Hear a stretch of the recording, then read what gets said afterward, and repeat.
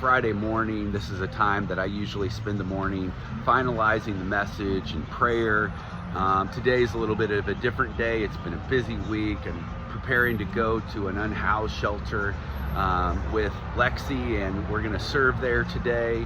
So I'm super excited. But as I'm trying to wrap my head around the message for this weekend, my mind goes back to a message Austin communicated a few weeks ago about confession.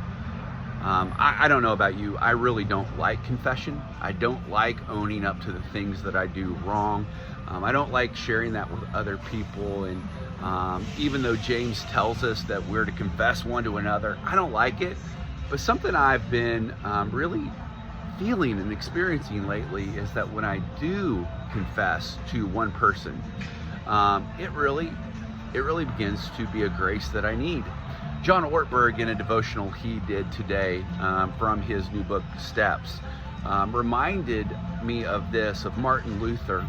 And Luther, in the Great Reformation, came to a place where he understood confession, and he was obsessive about confession from Ortberg's comments, but came to a place that he didn't see confession as like this thing I need to do constantly to absolve my sin before God, but instead the Lord already knows our need. The Lord doesn't need our confession, but instead confession is a means of grace. One of the ways that God heals us as we begin to own what's going on in us. So I just want to call you to do that.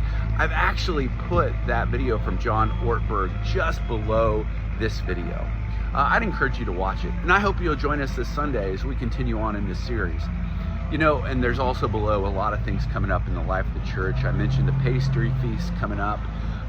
Men, there's a great event coming up for you, the Federation of Christian Sportsmen, and this wild game dinner. It's going to be a great thing. Women, there's something coming for you. Probably next week we'll talk about that a little bit more. But right now, I just hope you'll take some time to think about who's that one safe person that you can begin to share your life with. And I tell you what, God will bring you grace through that. He will bring you healing. All right. Can't wait to see you Sunday, 9 and 10:15.